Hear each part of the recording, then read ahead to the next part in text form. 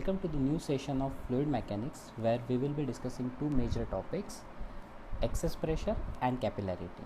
Okay, in my previous session I already told you guys कि if we increase temperature of a liquid, surface tension of that particular liquid goes on decreasing, okay, except for molten copper and molten cadmium. But what happens if you continuously keep on increasing the temperature? अगर तुम लोग temperature बढ़ाते गए देखो surface tension क्या हो रहा है, डिक्रीज हो रहा है. So there will be a temperature for which surface tension becomes zero and that particular temperature is what we call as critical temperature. Do remember this definition. Okay, now our next heading is pressure variation as per surface. So what we are going to discuss over here is that what happens if the surface is flat, what happens if the surface is convex, what happens if the surface is concave like this. Means basically what will be the pressure at the sides of the surfaces. मतलब for example flat surface देखो यहाँ पर, तो flat surface में मैंने दो point consider किए, namely A and B. This A and B are very close to each other. Very मतलब very very very close to each other. ज़्यादा गैप नहीं है यहाँ पे, लग रहा है बट इतना ज़्यादा गैप नहीं है. Now what happens in case of plane surface is that if you observe carefully the Ft, that is nothing but surface tension का force, is getting balanced out, and due to this particular reason you can directly say that pressure at A and pressure at B will be same. क्यों? क्योंकि कोई excessive force act नहीं कर रहा है यहाँ पे. समझ रहे हो? तो यहाँ से आपने क्या सीखा कि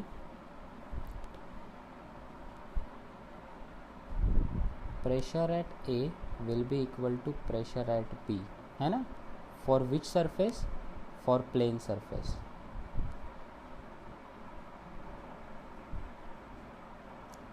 Now let's move on to the convex surface. Now what if you observe carefully what happened in case of convex surface.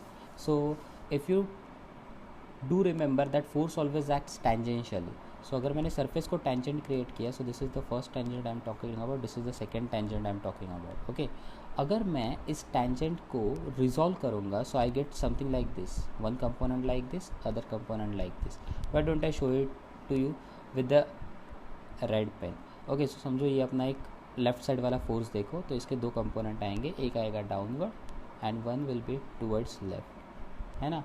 What about right side वाला? तो उसके भी दो कंपोनेंट आएंगे, एक आएगा डाउनवर्ड और एक आएगा टूवर्ड्स राइट.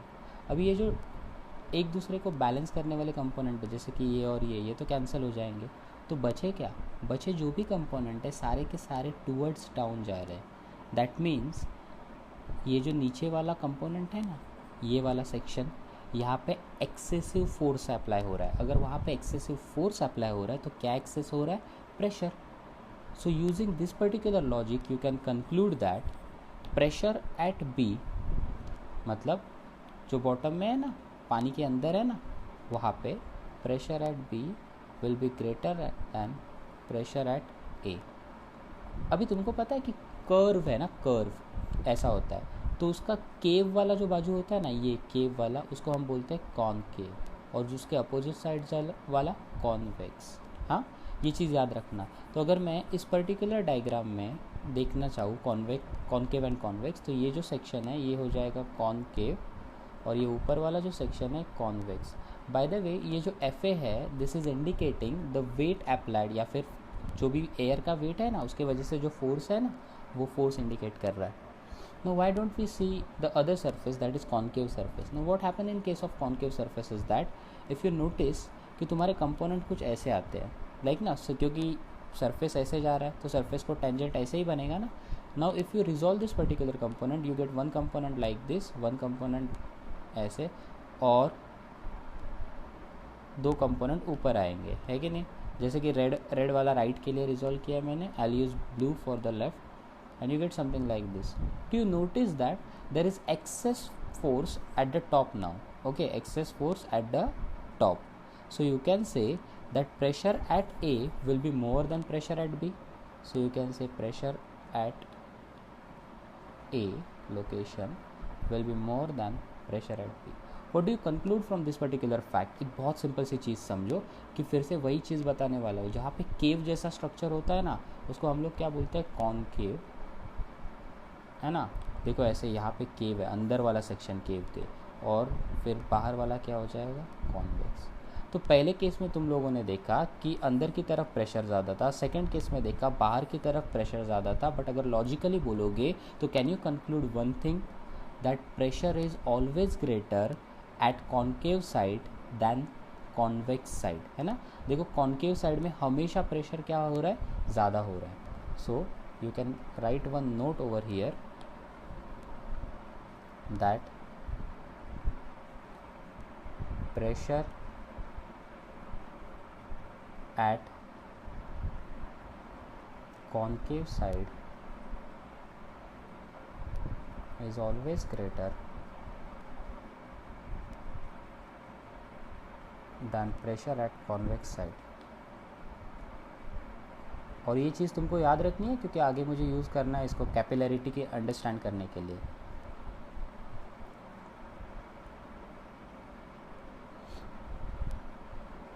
ओके याद रखा क्या बोला, pressure at concave side will always be greater, is always greater than pressure at convex side. और सेकेंड चीज़, अगर सरफेस प्लेन हुआ तो दोनों साइड का प्रेशर क्या होता है, दोनों साइड का प्रेशर होता है equal. Moving to the next particular topic that is very very very important, एक डेरिवेशन है और इस डेरिवेशन का नाम है excess pressure inside liquid drop, और it is also known as Laplace's law of spherical membrane. हाँ ये वही फेमस लैप्लास है जिसको तुम लोग मैथ्स में भी जानते हो। So basically he was a very good scientist और उसने बहुत सारे फील्ड में कंट्रीब्यूशन दिए। अभी यहाँ पे क्या करना है हम लोगों को, मतलब प्रोसेस समझो क्या किया है हम लोगों ने। ओके ऐसा विजुअलाइज करो कि अपने पास एक ड्रॉप है, ये जो ड्रॉप दिख रहा है तुम लोगों को, ये ड्रॉप वाला अंदर वाला, जिसका इनिशियल रेडियस है r, और इसके अंदर जो प्रेशर है वो है पी आई। हाँ तो ड्रॉप है, ड्रॉप के अंदर जो प्रेशर है उसको बोलेंगे पी आई। फिर हम लोग क्या करने वाले हैं, ये जो ड्रॉप है ना उसके रेडियस को हम लोग एक्सटेंड करने वाले, मतलब पहले उसका रेडियस क्या था r, अभी ये रहा उसका नया वाला रेडियस, है ना। सो कैन यू से it's new radius is r plus कितने से बढ़ाया आपने, delta r। So old radius was r and the new radius is r plus delta r, ये चीज़ याद रखनी चाहिए। हाँ ये करने के बाद हम लोगों ने कुछ वर्क किया, है ना। ये करने के लिए क्या करने की ज़रूरत है, वर्क की। But during this particular process make sure that you haven't change any pressure, मतलब अंदर का प्रेशर या फिर बाहर का प्रेशर तुम लोगों ने चेंज नहीं किया है। चेंजेस हुए तो भी इतने माइन्यूट है कि हम लोग निगलेक्ट कर सकते हैं। तो ये PO क्या है, PO is nothing but outside pressure. No I will ask you one very simple question, कौन सा ग्रेटर लगता है तुम लोग को, PI ग्रेटर लगता है कि PO ग्रेटर लगता है, इनसाइड प्रेशर ग्रेटर है कि आउटसाइड प्रेशर ग्रेटर है। नो यू विल थिंक कि बाहर से एयर हर जगह पे एक्ट हो रहा है तो आउटसाइड प्रेशर ज़्यादा है। Don't think it like that. तुम विजुअलाइज करो कि यहाँ पे अंदर क्या है, लिक्विड है, बराबर। तुम लोग अगर इस लिक्विड के अंदर होते हो तो तुम्हें ज़्यादा प्रेशर फील होगा कि बाहर होते वक्त ज़्यादा प्रेशर फील होगा, ऑब्वियसली लिक्विड के अंदर, right. That is Y inside pressure is greater than outside pressure. Okay so you can से, पहले तो टर्मिनोलॉजी लिखते हैं,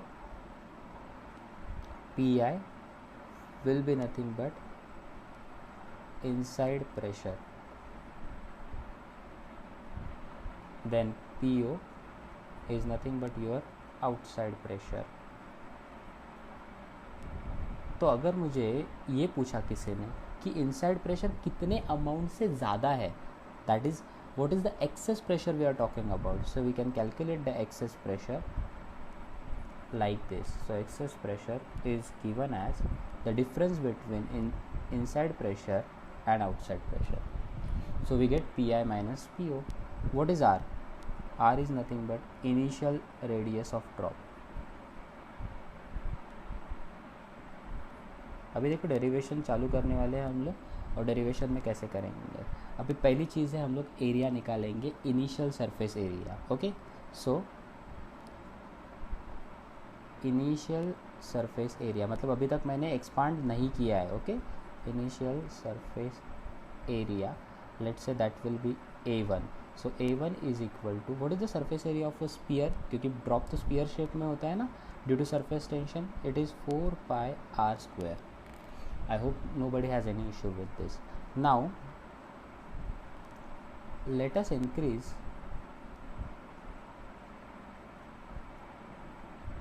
radius by delta r so that, अच्छा ये थोड़ा न्यू रेडियस का बाद में लिखते हैं. Let us increase the radius by delta R without disturbing pressure. I know it is very very very tough, but yet we have to do it, क्योंकि अगर हम लोगों ने प्रेशर डिफरेंस किया तो हम लोग ये डेरिवेशन प्रूव नहीं कर पाएंगे without disturbing pressure. Now therefore you can conclude that new radius will be equal to R plus delta R. अच्छा एक बात बताओ, अगर ये था तुम्हारा इनिशियल सरफेस एरिया, तो अभी अपना फाइनल सरफेस एरिया क्या हो जाएगा? So now your final surface area will be, let's call this particular area as A2, will be equal to 4 pi. अच्छा यहाँ पे नया रेडियस आएगा ना, so that is R plus delta R का square. So now let's find out A2. Observe carefully what I am going to do. अगर तुम लोग देखोगे तो यहाँ पे हो रहा है a प्लस बी का होल स्क्वायर, बराबर ना. सो दैट इज़ 4 पाई बाहर ही रखते हैं, a square plus 2ab that is 2r into delta are plus b square. Can I multiply 4 pi inside? So I'll get something like this. I'll get A2 is equal to 4 pi r square. 4 2s are 8. So we get 8 pi r delta r plus 4 pi into delta r square. So this is what we are getting. अभी ध्यान से समझो, delta R तो already small था, मतलब delta R क्यों बोला, delta क्यों बोला, डेल्टा का मतलब होता है small, okay. But delta R is very small, hence delta R square, क्योंकि स्मॉल वैल्यू का जो स्क्वायर होता है ना वो और स्मॉल होता है. अभी इसको वेरीफाई करने के लिए तुम क्या कर सकते हो, 0.1 है ना उसका स्क्वायर देखो, तो 0.1 का स्क्वायर 0.01 आता है. तो अभी तुम लोगों ने नोटिस किया पहला वैल्यू क्या था 0.1, अभी वो छोटा हो रहा है ना. So you can conclude one interesting thing that, but since delta R is very small, hence delta R square can be neglected. Logic समझा? So we can easily neglect this delta R square. तो ये पूरा का पूरा term ही चला जाएगा and you get A2 something like this. So that is 4 pi R square plus 8 pi R into delta R. मिल गया अपने को A2. But what if I want to find out change in area, और change in area क्यों निकाल रहा हूँ उसके पीछे का भी रीज़न है, आगे जाके पता चलेगा तुम लोग को, okay. Therefore if I want to find out change in area, what will I do? I will write dA, right? And what is dA? It is A2 minus A1, that is final area minus initial area. So what will we get it as? So dA will be something like this, right?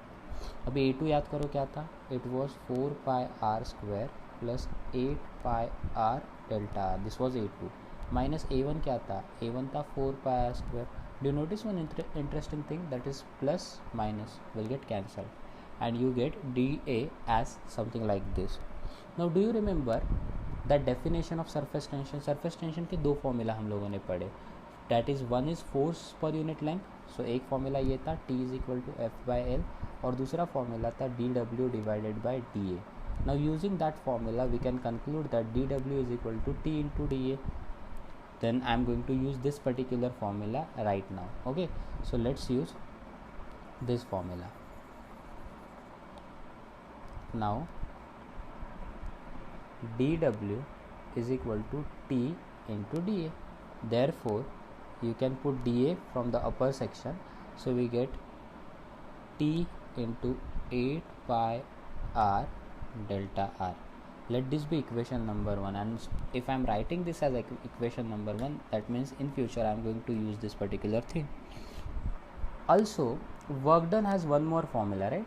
Also work done is equal to force into displacement. Have you heard about this particular formula? क्या है work done का formula? Force into displacement. So force के जगह में force लिखता हूँ. और एक बात बताओ, कितने वैल्यू से तुम लोगों ने रेडियस चेंज किया, डेल्टा आर से. So that means delta R is nothing but your displacement. So you can write this particular thing as F into delta R. This is your DW का second formula. But what is this particular force over here? So this force is nothing but what we call as excess force. तो थोड़ा ये सबको हम लोग नीचे कर लेते हैं. what we get excess force. So excess force कैसे निकालेंगे? तो have you heard about pressure is force per unit area. So if I am writing excess pressure, so excess pressure is equal to excess force per unit area. This one will be original area I am talking about, हाँ guys. So अभी excess pressure देखो क्या था, यहाँ पे हम लोगों ने निकाला है PI minus PO. So you get something like this.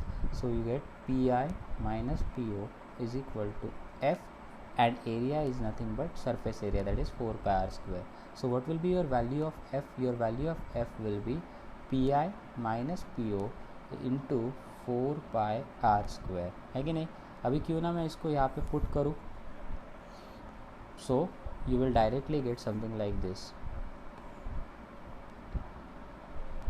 Therefore you can say that dW is equal to F के जगह क्या लिखूँगा, PI minus PO into 4 pi r square. Delta r was already there, right? Let this be equation number 2. Now do you realize that in equation number 1 we found out dW, and in equation number 2 also we found out dW. So that's why I can do it like this, equating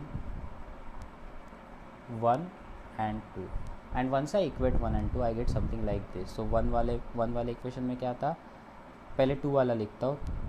So this will be PI minus PO into 4 pi r square delta r will be equal to T into 8 pi r delta r.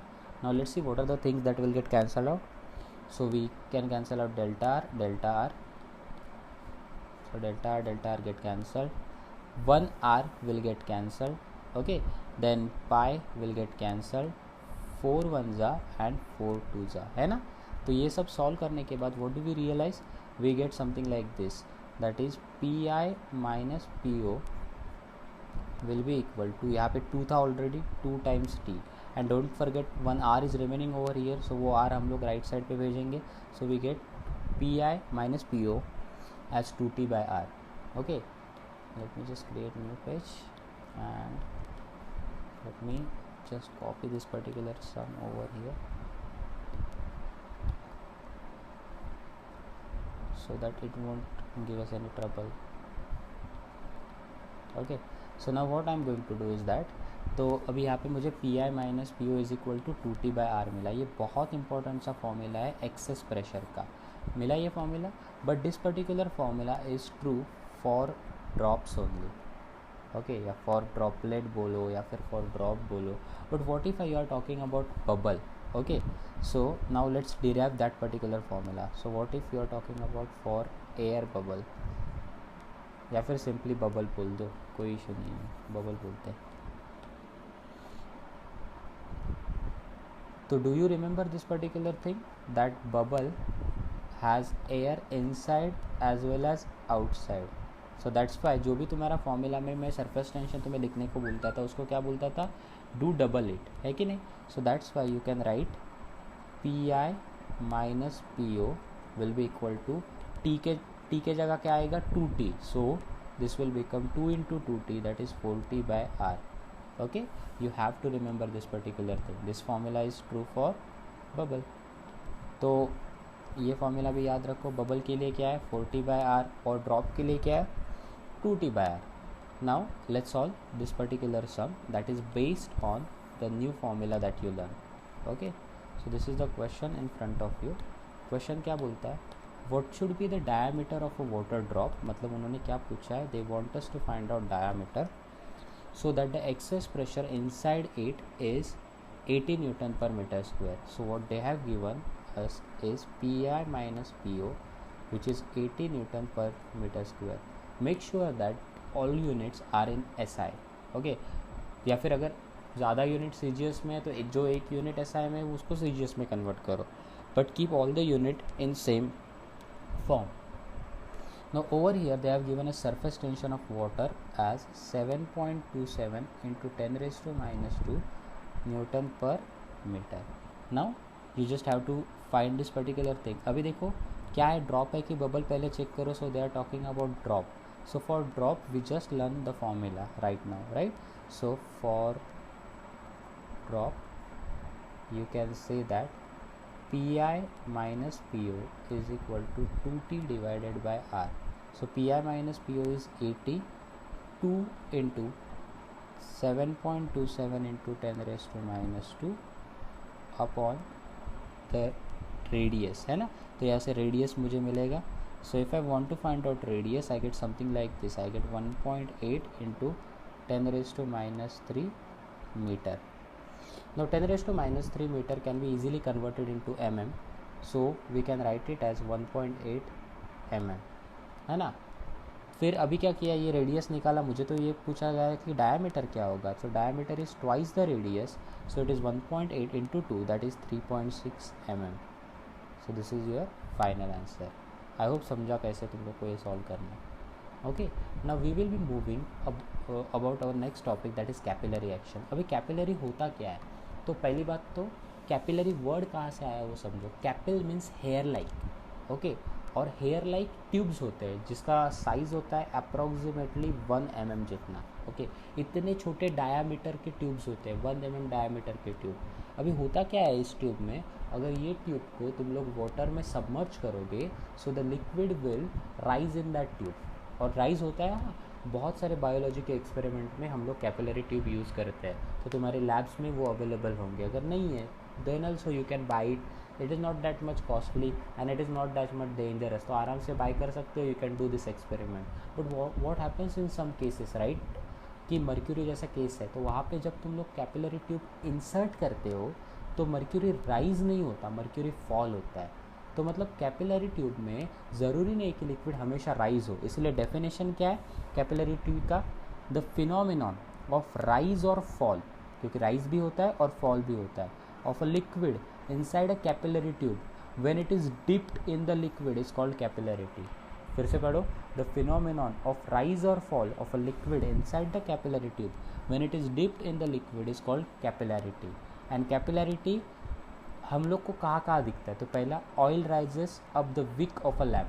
हम लोग वाती बनाते हैं ना भगवान के लिए, तो वाती में ऑयल कैसे, देखो ऊपर की तरफ कंटिन्यूसली जाता रहता है. क्यों, क्योंकि कॉटन जो है ना, कॉटन में ऐसे स्मॉल पोर्स होते हैं, तो स्मॉल पोर्स स्मॉल पाइप्स की तरह बिहेव करते हैं या फिर स्मॉल ट्यूब्स की तरह बिहेव करते हैं एंड ऑयल कंटिन्यूसली ऊपर जाता है. यही चीज़ होती है जब हम लोग क्या करते हैं, पानी गिरा देते हैं एंड पानी के ऊपर सिंपली डस्टर रख देते हैं. डस्टर मतलब आई am talking about the cloth rag, okay, जिसे हम लोग क्लीन करते हैं. तो जस्ट ऊपर रखा भी ना तो क्लोथ रैग अपने आप पानी को ऊपर खींच लेता है. क्यों, क्योंकि वो भी पोरस होता है ना, जो रैग हम लोग यूज़ कर रहे हैं वो भी पोरस होता है, मतलब उसमें होल्स होते हैं.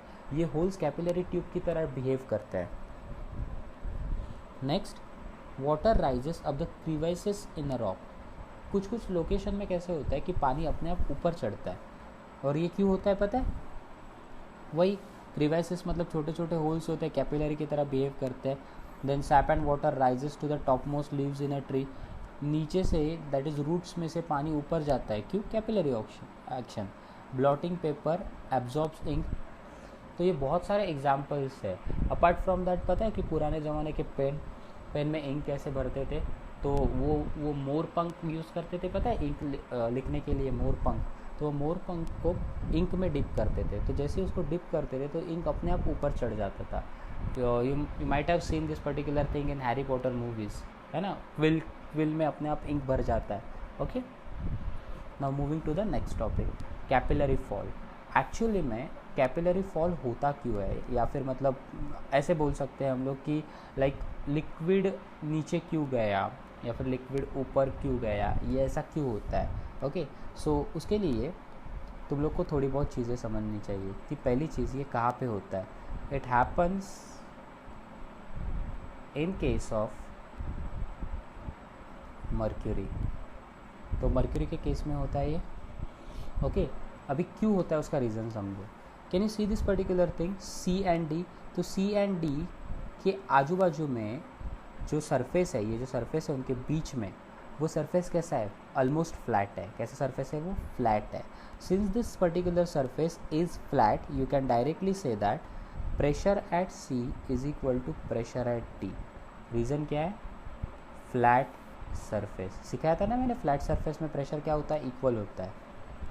फिर एक और बात समझ लो जो बहुत और बहुत इम्पोर्टेंट है, कि जो C एंड A है वो दोनों कहाँ पे है, एटमॉस्फेयर पे है।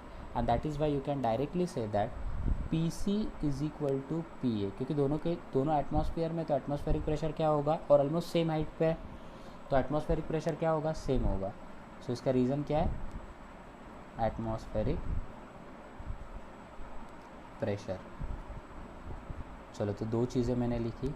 बट मर्क्यूरी का प्रोफाइल कैसे होता है, तुम लोगों ने प्रीवियस वीडियोस में देखा होगा कि mercury will always try to make convex shape, है ना। बट इस कॉन्वेक्स में जो कॉन्केव साइड है उधर का प्रेशर ज़्यादा होता है। ये चीज़ सिखाई है मैंने, ज़रा देखो यहाँ पे सीखी हम लोगों ने कि pressure eight concave side is always greater. तो इस पर्टिकुलर स्ट्रक्चर में ऐसा शेप हो रहा है मर्क्यूरी का। तो अगर ऐसी बात है तो ये साइड हुआ concave. So what can you say, that pressure at B is greater than pressure at A। So you can say that pressure at B is greater than pressure at A। और इसका reason क्या है, convex profile, है ना। Convex profile है इसीलिए हो रहा है। या फिर you can write that pressure eight concave side is greater than pressure eight concave side is always greater. तो ये चीज़ हो गई। तो अपने को PB is greater than PA मिला। अभी ध्यान से सुनो क्या बोल रहा हूँ मैं, तुम लोग को क्या मिला, PB is greater than PA, बराबर। अभी एक बात बताओ, PA को तुम लोगों ने क्या बोला था, PC बोला था। तो can I right therefore PB is greater then PC। क्यों, क्योंकि PA को PC बोला था ना, याद है। अल्सो PC को क्या बोला था, PD बोला था, बराबर ना। PC को क्या बोला है, PD बोला है। Therefore you can write that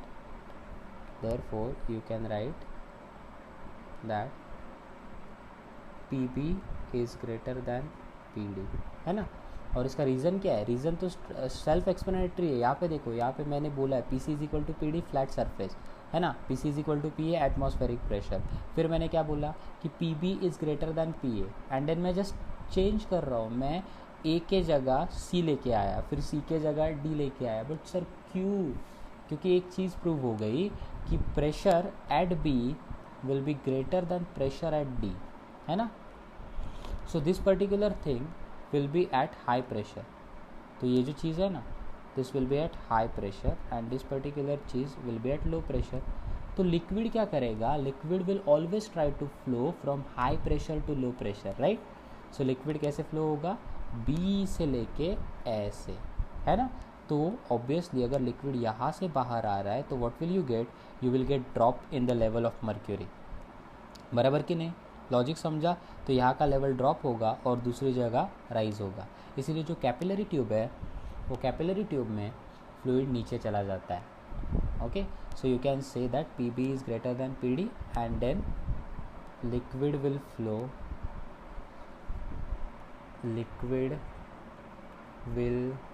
now flow from high pressure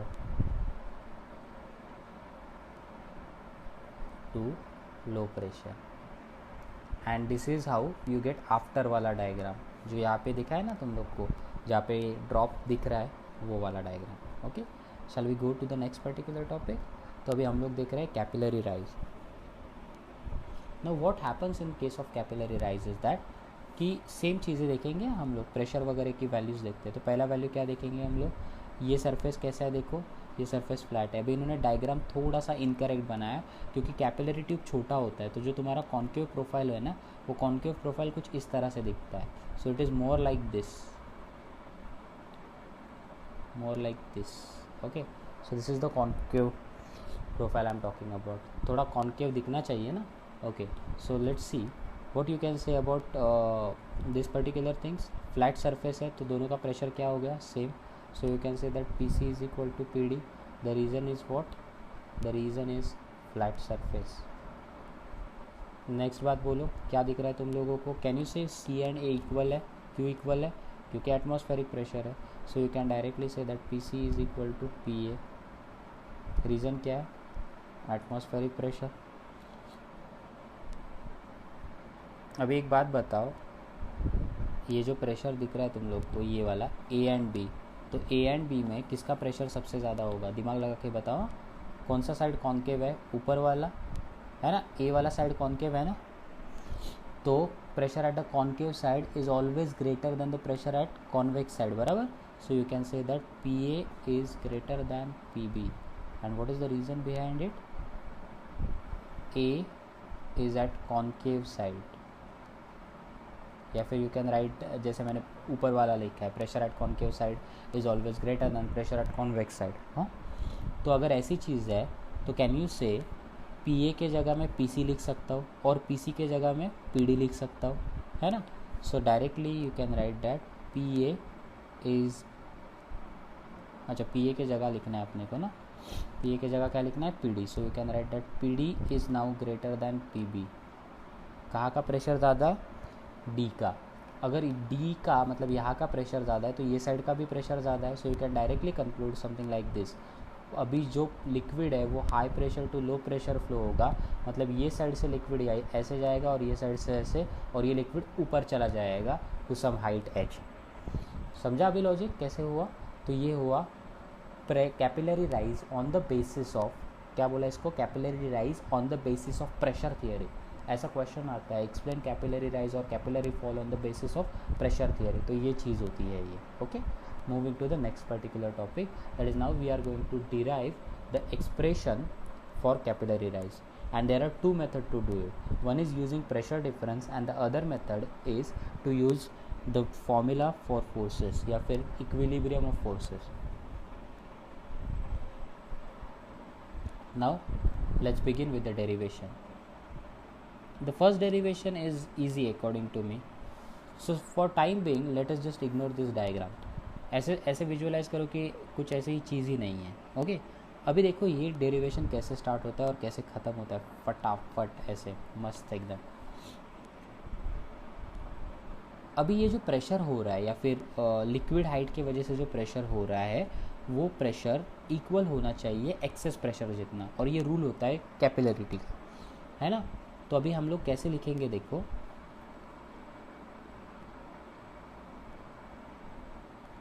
pressure due to liquid column of height h must be equal to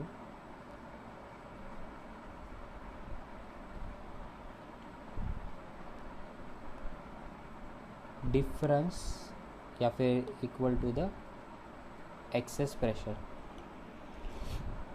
या फिर प्रेशर डिफरेंस बोल सकते हैं हम लोग, प्रेशर डिफरेंस. और ये प्रेशर डिफरेंस क्यों आता है पता है? क्योंकि जो कॉन्केविटी शेप मिलता है ना अपने को उसके वजह से. So the pressure difference 2T/R due to concavity. Concavity मतलब ये जो शेप मिलता है ना उस प्रोसेस को बोलते हैं हम लोग कॉन्केविटी. ओके, सो मतलब देखो एक तो पहली चीज़ तो हाइट h के वजह से जो प्रेशर आता है, हाइट h के वजह से जो प्रेशर आता है उसको हम क्या बोलते हैं? उसको हम लोग बोलते हैं रो जी एच, है ना. So this particular rho gh will be equal to 2T divided by big R. I hope you don't have any issue with this particular thing. अभी क्यों ना मैं ये कंसिडर करूँ, तो अपना ये बीकर है और बीकर के अंदर का ये जो कैपिलरी है वो कैपिलरी यहाँ पे सिर्फ शो किया है. Okay, can you see this particular concave profile? तो कॉन्केव प्रोफाइल हुआ तो ये टेंजेंट हुआ, बराबर ना. याद है वो टेंजेंट हम लोग कैसे निकालते थे? Angle of contact. तो ये थीटा क्या हुआ तुम्हारा? एंगल ऑफ कॉन्टैक्ट, है ना. अभी हम लोगों ने क्या किया, ये जो कॉन्केव का जो कर्व है ना उसका रेडियस प्लॉट किया. Can you see this particular radius, है ना. एंड ये जो ऊपर वाला है उसको हमने बोला small radius, where small radius is nothing but radius of capillary. So हम क्या करने वाले हैं अभी, हम लोग small R and big R में रिलेशन निकालने वाले हैं. So now let's just focus on this particular diagram. ये जो दिख रहा है ये छोटा वाला, ये डायग्राम, ये छोटा वाला ट्राइंगल जो क्रिएट हो रहा है ना, ये वाला, this particular triangle I am talking about. Okay, now see, तो ये वाला साइड जो है वो है R, this particular angle is theta. Okay, I am really sorry, this particular angle is not theta. This particular angle is theta. अभी ये angle theta कैसे आया उसका रीज़न समझ लो। सिंपल है, ट्रिग्नोमेट्री है, कुछ बड़ी चीज़ नहीं कर रहा हूँ मैं, फिर भी for your understanding I am going to explain this particular diagram to you. तो समझो ये पर्टिकुलर चीज़ है, ये 90 डिग्री है, ये थीटा है, तो ये एंगल कितना हुआ 90 माइनस थीटा। फिर रही बात इसकी, है ना, तो अभी ये कितना हो रहा है, अच्छा वेट, अभी ये कितना हो रहा है, ये देखो ये भी 90 डिग्री है। अगर ये 90 डिग्री है तो ये एंगल कितना हुआ थीटा। थीटा क्यों हुआ, क्योंकि ये दूसरा वाला 90 माइनस थीटा है ना। तो now if I add all of them I will get, मतलब अगर मैं ये देखो ये दोनों ऐड करूँगा तो मुझे 90 मिलेगा। ट्राई करना है, करते हैं। देखो 90 माइनस थीटा प्लस थीटा कितना होता है, थीटा थीटा कैंसिल करके 90, और मुझे वही तो चाहिए, तो ये थीटा हुआ। Now can you see this particular Z, okay, so it is alternate angle and that is Y ये जो ऊपर वाला एंगल है वो बन जाता है theta. So we get something like this, and where is your big R? It is somewhere around here. So what is cos theta according to you? Cos theta is something like this, right? So cos theta is adjacent upon hypotenuse. So adjacent is small r, hypotenuse is big R. So you can say that big R is nothing but R divided by cos theta. Why I have found out big R? Because मुझे यहाँ substitute करना है. So I get something like this. So let's put values now. So you get rho g h will be equal to 2t divided by r upon cos theta. Now this cos theta, since it is like small division, ये ऊपर चला जाएगा and we get something like this. So therefore we get rho g h is equal to 2t cos theta by r, and our goal was to find out capillary height. So h will be equal to 2t cos theta upon rho r g. This is the equation we were looking for, very very very important equation, and ये काम में आएगा बहुत ज़्यादा। Okay, अभी if you notice one और to easy things, ये जो अगर इसमें आपको सम आया और सम में आपको सरफेस टेंशन पूछा है तो कोई बड़ी बात नहीं, बाकी की चीज़ें आपको मेंशन की जाएंगी and you can easily find out value of T, या फिर टी को एक तरफ रख लो। डू यू नोटिस वन और two important things, that h is inversely proportional to density, h is inversely proportional to radius and h is inversely proportional to gravity. तो अगर तुम लोगों को कैपिलरी का हाइट बढ़ाना है या फिर फ्लूइड जो ऊपर जा रहा है उसका हाइट बढ़ाना है, आप क्या कर सकते हो, एक तो फ्लूइड का डेंसिटी कम कर दो, या तो उसका रेडियस कम कर दो। किसका रेडियस, कैपिलरी का रेडियस, और या फिर एक्सेलरेशन ड्यू टू ग्रेविटी है उसका वैल्यू कम कर दो। और यही रीज़न है जब हम लोग मून पे अपने सिस्टम को लेके जाते हैं तो मून पे ग्रेविटी क्या है, कम है, एक्सेलरेशन ड्यू टू ग्रेविटी क्या है, कम है, तो कैपिलरी में राइज ज़्यादा मिलता है। I hope you understand this particular thing. Okay, next, अभी ये एक टाइप हो गया डेरिवेशन का।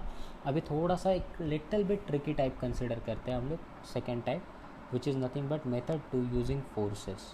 ओके, अभी क्या करना है हम लोगों को, उनका डायग्राम थोड़ी देर के लिए इग्नोर करते हैं, मेरे वाले डायग्राम पे फोकस करो। So what I am going to do is that, मैं ये डायग्राम कंसिडर कर रहा हूँ जिसमें मैंने बीकर कंसिडर किया है, बीकर में कैपिलरी इंसर्ट की है। अभी कैपिलरी कभी भी इतनी बड़ी नहीं होती, ये चीज़ समझ लो। This is just for visualisation, otherwise मेरे एंगल बनेंगे नहीं।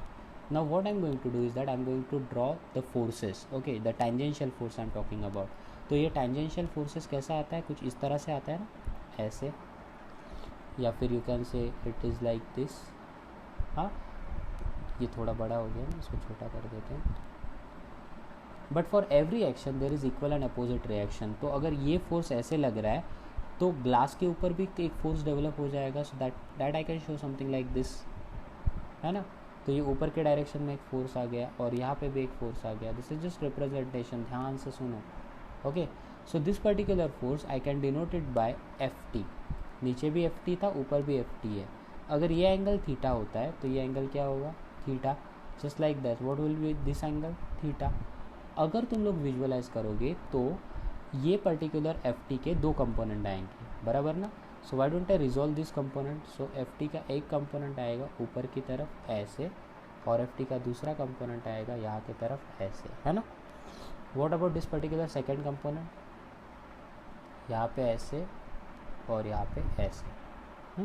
Theta loves cos and that is Y जो ऊपर वाला कंपोनेंट है वो हो जाएगा F T cos theta, and ये कंपोनेंट भी क्या हो जाएगा F T cos theta.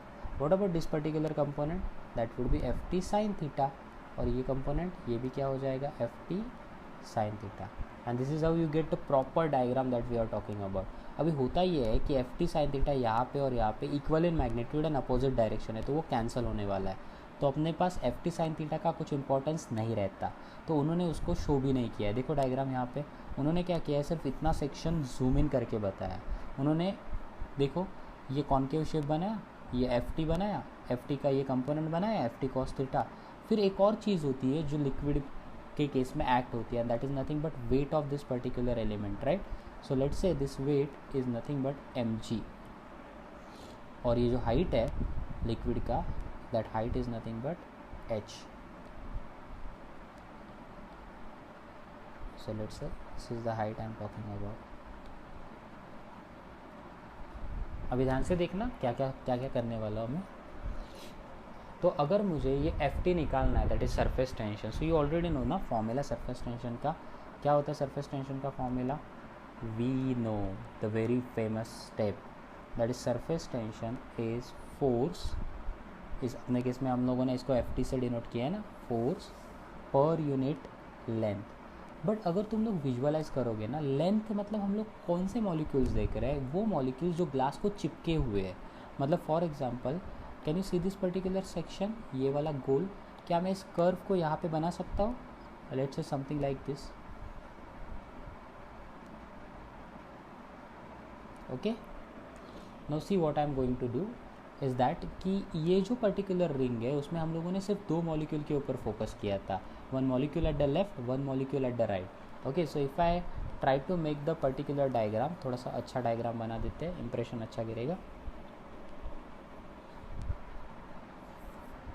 Okay, सो ये समझो कि तुम्हारा जो कैपिलरी है ना, कैपिलरी उसके जो वॉल्स है उसको ये जो टच करके हुए मॉलिक्यूल्स है ना ग्लास को, वो वाले मॉलिक्यूल्स है. तो मैंने सिर्फ दो मॉलिक्यूल्स देखे थे, एक यहाँ पे एक यहाँ पे, जिसके ऊपर का ये कंपोनेंट एफ टी था, बराबर कि नहीं. बट ऐसे कितने मॉलिक्यूल्स तुम लोग को दिखेंगे अगर तुम लोग लेंथ कंसिडर करो, तो length will be nothing but entire, मतलब तुम लोग टोटल मॉलिक्यूल कंसिडर करने पड़ेंगे ना. उसका रीज़न क्या है समझो, कि तुम लोग अभी हॉरिजॉन्टल कंपोनेंट तो वैसे भी कैंसिल हो रहा है, तो उसके बारे में ना सोचे तो वही बेटर है. चलो वर्टिकल कंपोनेंट के बारे में बात करते हैं. समझो दो मॉलिक्यूल्स के कंपोनेंट इतने आए, बट सिर्फ दो मॉलिक्यूल्स थोड़ी होते हैं. मॉलिक्यूल्स अगर देखने जाओगे तो पूरे सरकमफेरेंस पर फैले हुए मॉलिक्यूल्स है. Can you see this forces in the upward direction, so we get something like this.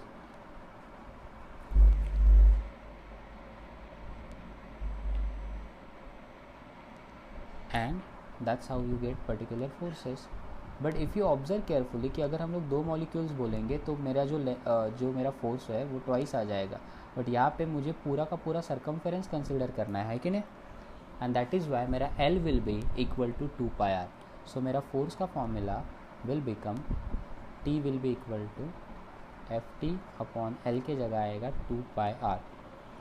So you can write that therefore Ft is equal to T multiplied by 2πr. But guys, अपने को जो काम वाला component है वो तो Ft cos theta है, बराबर ना.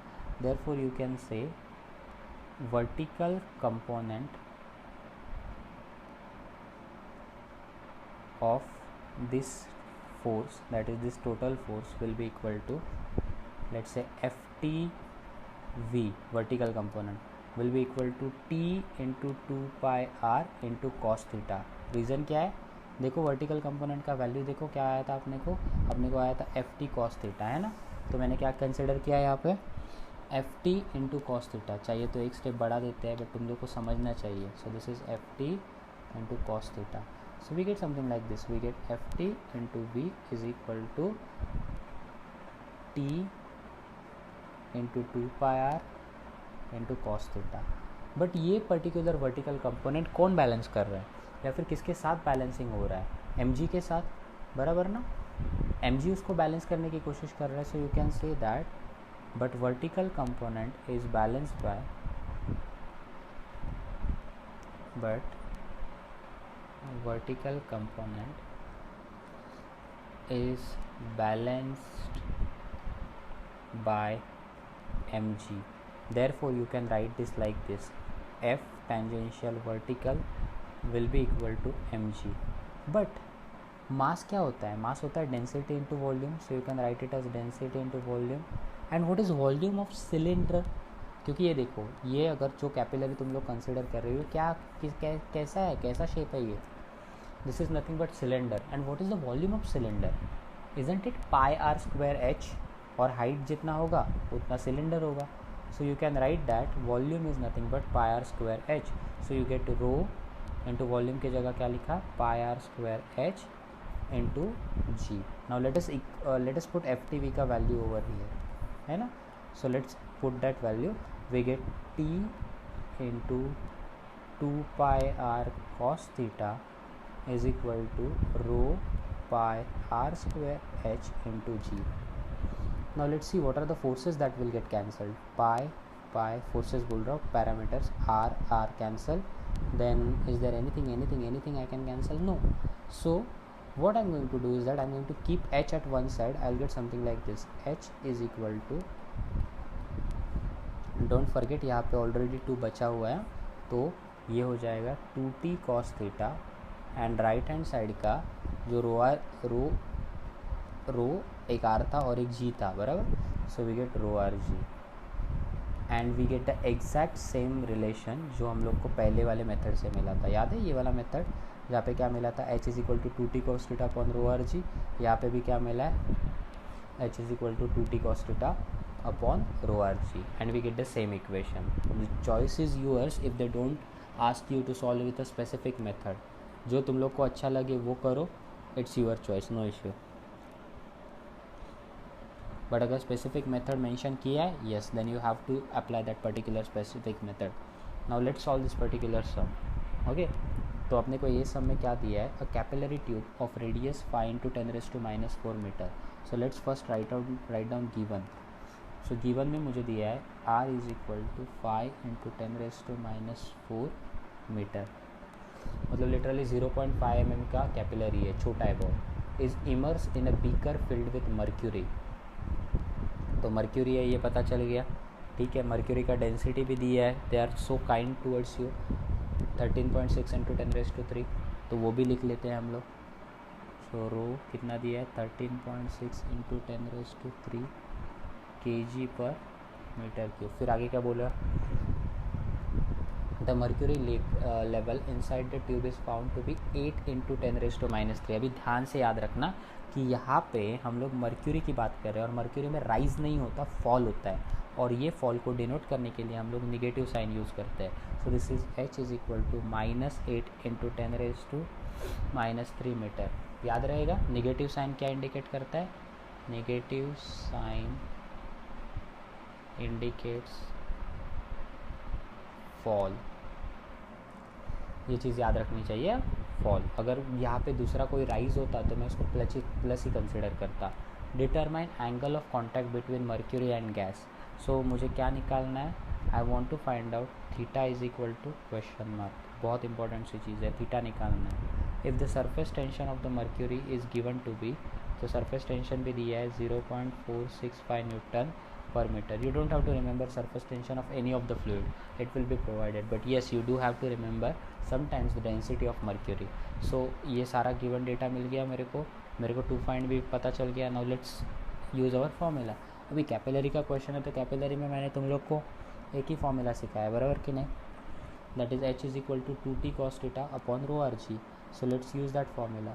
सो h is equal to 2t cos theta upon rho rg.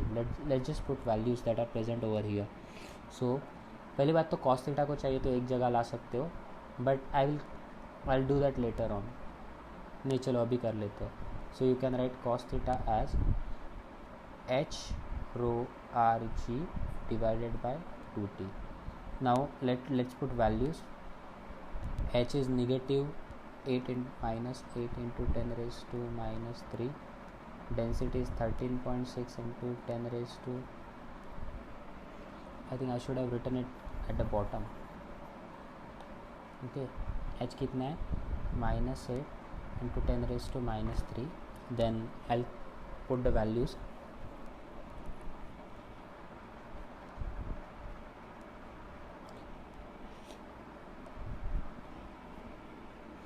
Then radius is given as 5 into 10⁻⁴ and g को 9.8 लेना है. अगर उन्होंने बोला है स्पेसिफिकली कि 9.8 लो तो 9.8 ही लेना पड़ेगा. You can not change that fact. Then next 2 into surface tension का वैल्यू जो था 0. कितना था 465. सो ये सॉल्व करने के बाद since I have calculator I will find the value.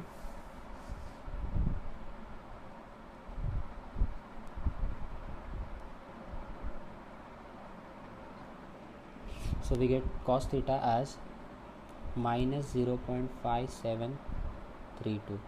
अभी तुम्हारे पास अगर कैलकुलेटर है और कैलसी में तुम लोग डालोगे तो डायरेक्टली आंसर मिल जाएगा. But to make it like a little bit solvable या फिर to solve it using some different method या फिर प्रॉपर हम लोग मैथमेटिक्स यूज़ कर सकते हैं. तो ये समझो ये negative sign left hand side चला गया, यहाँ का negative sign left hand side चला गया. तो अभी can I write this particular thing as cos 180 minus theta, because we already know that cos 180 minus theta is nothing but cos theta. Okay, now you can take cos inverse, so you get pi minus theta will be equal to cos inverse of this particular value. You have to use log table for this particular purpose and you get value as 55 degree 2 minutes. Okay, this is pi minus theta ka value. So what will be theta? So theta will be pi minus, or you can say since we have converted it into degree, I can write it as 180 minus 55 degree 2 minutes. So your correct answer is 124 degree and 98 minutes. I hope तुम लोग को ये सब समझा है. बहुत important सी चीज़ क्या है याद रखनी है, अगर फॉल हो रहा है तो नेगेटिव साइन यूज़ करो, अगर राइज हो रहा है तो positive sign. And just like that, no knowledge is wasted. So I have something interesting for you guys. Make sure that you pause the video and you note down these questions so that you can solve them properly.